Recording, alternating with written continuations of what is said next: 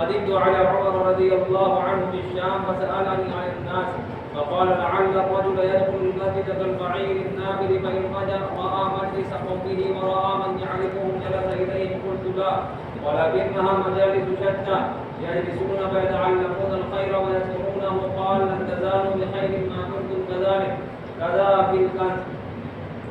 محترم بزرگ و عزیز بھائی، مساجد کا تذکرہ چلا. مسجد، یہ جو مسجد کی آبادی کی محنت ہے، یہ جو ہم سے کہا جا رہا ہے کہ مسجد کو آباد کرنا اور اس کے لیے وقت نکالنا اور اس محنت کو اپنے روزانہ کی زندگی کا مقصد بنانا اور روزانہ کی زندگی کا ایک حصہ بنانا، یہ بڑا ہی اونچا عمل ہے مسجد کی آبادی کی محنت.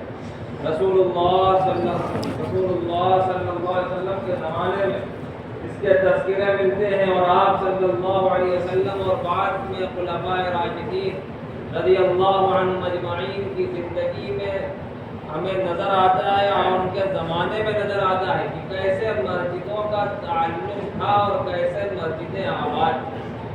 ہم نے مسجدوں کا کردار ہی نہیں سمجھا اور مسجدوں کی اہمیت ہی نہیں سمجھی. ہم نے مسجدوں کا دیکھا ہی نہیں کہ یہ مسجد کیوں اللہ تبارک و تعالیٰ نے عطا فرمائی اور فرمایا کہ وَأَنَّ الْمَسَاجِدَ لِلَّهِ، کہ مسجدیں تو اللہ کے لیے ہیں، اور فرمایا کہ إِنَّمَا يَعْمُرُ مَسَاجِدَ اللَّهِ مَنْ آمَنَ بِاللَّهِ وَالْيَوْمِ الْآخِرِ. فرمایا کہ مسجدوں کی آبادی کی فضیلت بیان فرمائی کہ آبادی میں کیا ملے گا.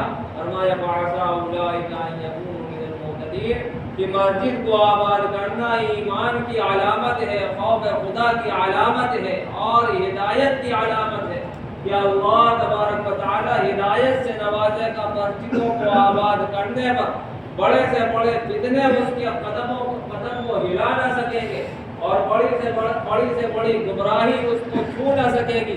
اللہ تبارک و تعالی یہ بات ارشاد فرما رہا فَعَسَىٰ أُولَٰئِكَ أَن يَكُونُوا مِنَ الْمُهْتَدِينَ، کہ اللہ کی ذات سے امید ہے اور یہ یقین ہے کہ یہ ہدایت پانے والوں میں ہوگی. یہ مسجد کی آبادی کی محنت ہے. یہ مسجد کو آباد کرنا ہے. مسجدیں حضرات صحابہ کرام رضی اللہ تعالی عنہم اجمعین کے زمانے میں آباد رہتی تھی، حلقے لگے رہتے تھے، جماعتیں اور وقت آ رہے ہیں اور جا رہے ہیں. سیکھنا سکھانا ہے، کسی کو اسلام کی تعلیم دینی ہے، کسی کو بنیادی معلومات دینا ہے، کسی کو حلال و حرام بتانا ہے، کسی کا قرآن صحیح کرانا ہے، اور کسی کو علم کے کسی کے لیے علم کے حلقے لگانے ہیں. یہ سارے اعمال مسجد نبوی میں ہوا کرتے تھے. اور یہاں تک ہمیں نظر آتا ہے کہ حکومتیں مسجدوں سے چلتی تھی، ادارے مسجدوں سے چلتے تھے. دنیا اور پوری سلطنت اور خلافت کا نظام مسجدوں سے قائم ہوتا تھا. بیماروں کے لیے بیماروں کو مسجدوں میں لایا جاتا تھا، باہر کے وقتوں کو مسجدوں میں لایا جاتا تھا. یہ مسجد کی آبادی تھی کہ یہ مسجدوں کی آبادی اور یہ مسجدوں کے اعمال، یہ مساجد کے اعمال ہے. ہم نے کہا کہ نہیں، مسجد سے امت کا تعلق کمزور ہوتا چلا جا رہا اور امت یہ سمجھ رہی ہے امت کے اندر بے دینی اور امت کے اندر گمراہی اور امت کا بہکنا یہ مسجد اور اعمال مسجد سے دوری کی وجہ سے ہے. اور اس کا سبب یہ ہے کہ آج امت مسجدوں سے دور ہو گئی اور اعمال مسجد سے دور ہو گئی. یہاں سے امت کی روح کو غذا ملتی ہے، یہاں سے امت کی رہنمائی ہوتی ہے، یہاں سے امت کے ایمان میں طاقت پیدا کی جاتی ہے. اللہ کے گھر سے امت کو سکھایا جاتا ہے، قرآن و حدیث کی باتیں بتائی جاتی ہیں، ایمان و اعمال کی باتیں کی جاتی ہیں، حلال و حرام کے حلقے لگائے جاتے ہیں، قرآن صحیح کیا جاتا ہے. یہ سارے اعمال مسجد سے ہوتے تھے. اور جب مسجد سے امت کا تعلق مضبوط رہا، شیطان ہار گیا اور طاقتیں شکست کھا گئی امت کے سامنے، لیکن امت کو بہکا نہ سکی اور راہ راست میں ہٹا نہ سکی. یہ مسجد کی آبادی کی محنت اسی وجہ سے زور دیا جا رہا کہ بھائی مسجد کی آبادی پر اور مسجد کو آباد کرنے پر روزانہ حصہ لو، وقت دو. اس کے لیے روزانہ اپنا ایک معمول بناؤ، اور اگر وہ معمول ہو جائے تو کیا بہتر ہے کہ جس وقت سب سے ملاقات ہو جاتی ہو اور آسانی سے لوگوں سے ملنا نصیب ہو جاتا ہو اور لوگوں کو بھی آسانیاں ہو، وہ وقت نہ ڈھونڈو اور وہ وقت نہ انتخاب کرو کہ جس وقت لوگ نہ ملتے ہوں، بلکہ قربانی پہ آؤ اور مجاہدے پر آؤ، اپنے آپ کو کھڑا کرو اور مسجد کو آباد کرو، اور ایسا وقت طے کرو جس سے کہ تمام لوگوں سے ملنا ممکن ہو اور آسانی کے ساتھ لوگ مل جاتے ہوں۔ کہ ایسے وقت کا انتخاب کریے تو مسجد میں وقت دیجیے۔ اعلیٰ درجے کی تو بات یہ ہے کہ قربانی کے ساتھ آدمی وقت دے، مجاہدے کے ساتھ وقت دے، اور اپنے آپ ثابت کرے کہ یہ کام ہمیں عزیز ہے اور اسلام کی اہمیت ہمارے دل میں ہے، یہ اعلیٰ درجے کی بات ہے۔ لیکن اب تو یہ کہا جا رہا ہے کہ بھائی ٹھیک ہے، اپنی مشغولیتوں کے ساتھ وہ وقت دیجیے کہ جو آپ برباد کرتے ہیں۔ آدمی ہر ایک 8 گھنٹے 4 گھنٹے 5 گھنٹے برباد کر رہا آدمی، اور ادھر بیٹھا ہے ادھر بیٹھا ہے، اور یہاں وقت ضائع کر رہا وہاں وقت ضائع، اللہ کے گھر کو آباد نہیں کر رہا کہ اللہ کا گھر آباد ہو۔ کم سے کم وہ ضائع ہونا تو یہ چاہیے تھا کہ اپنے مجاہدے اور قربانی کے ساتھ کاروبار کا وقت کاٹ کر کے مسجد کو آباد کیا جائے۔ ہونا تو یہ چاہیے تھا کہ اپنی راحت و آرام کو قربان کر کے مسجد کو آباد کیا جانا تھا، اور ہونا تو یہ چاہیے تھا کہ اپنی ضرورتوں کو، اپنے تقاضوں کو، اپنے کاموں کو آگے پیچھے کر کے مسجد کو آباد کیا جائے، اس کے لیے وقت نکالا جاتا۔ لیکن ہم سے تو یہ کہا جا رہا ہے کہ ٹھیک ہے بھائی، اپنے وقت بربادی کا جو وقت ہے، جو ضائع ہو رہا ہے، 1 روپے کا کام نہیں ہو رہا، 1 پیسے کا کام نہیں کر رہے ہو، برباد کر رہے ہو، وہ وقت اللہ کے گھر کو آباد کرنے کو لگاؤ۔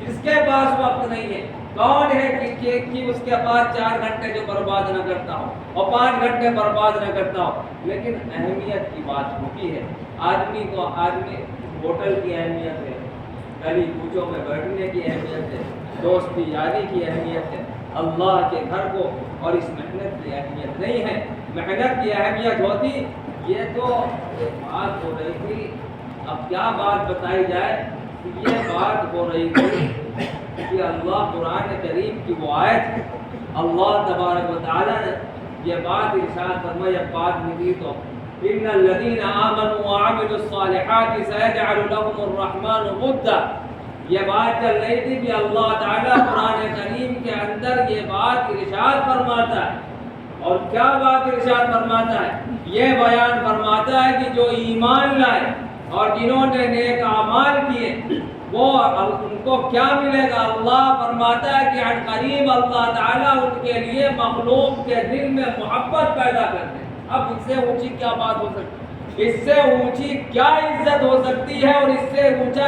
کیا رتبہ ہو سکتا ہے جو آدمی حاصل کرے؟ دنیا کی کوئی آدمی سوچ نہیں سکتا ہے، دنیا دار سوچ نہیں سکتا، جو اللہ بات کرتا ہے وہ دنیا دار سوچ نہیں سکتا۔ اللہ فرما رہا ہے ایمان و اعمال پر چاند سورج تم سے محبت کریں گے، ستارے سیارے تم سے محبت کریں گے، پیڑ پودے تم سے محبت کریں گے، کائنات کا ایک ایک ذرہ اور سمندر کا ایک ایک قطرہ تم سے محبت کرے گا۔ یہ اسٹیٹس ایمان والے کا، یہ اسٹیٹس ہے، اور یہ بلندی اللہ تبارک و تعالیٰ نے عطا فرمائی۔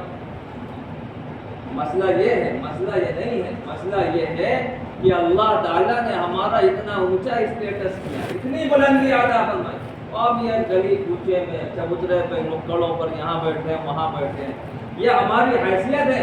ایک معمولی سا بادشاہ جس کی معمولی سی سلطنت ہے، جس کے پاس چند شہر ہیں، چند صوبے ہیں، وہ ادھر ادھر بیٹھنا گوارا نہیں کرتا ہے، یہاں وہاں بیٹھنا کہ ہمارا ایک اسٹیٹس ہے، ہماری ایک لیول ہے، ہماری ایک سطح ہے، یہاں بیٹھنا یہ ہمارے درجے کے اور ہماری عزت و وقار کے خلاف بات ہے کہ ہم یہاں بیٹھے۔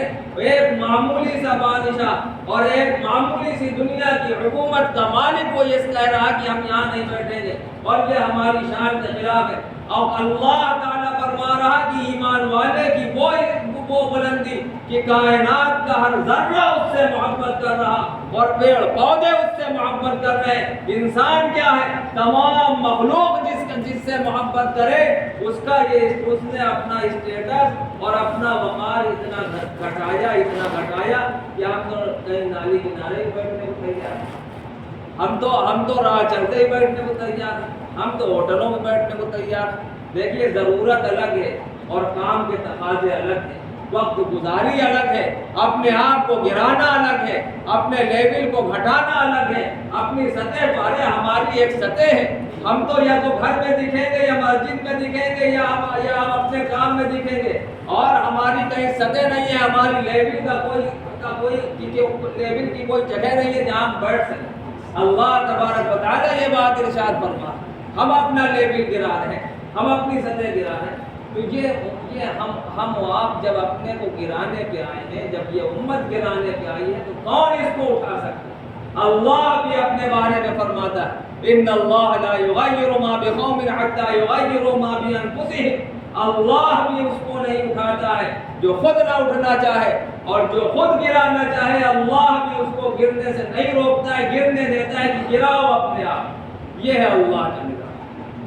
تو اب یہ کہا جا رہا ہے کہ بھائی مسجد میں وقت دو روزانہ کے حساب سے, اور حضرات صحابہ کرام رضی اللہ تعالی عنہم اجمعین کے زمانے میں جیسے مسجد آباد تھی اسی طرح اپنی مسجدوں کو آباد کرو.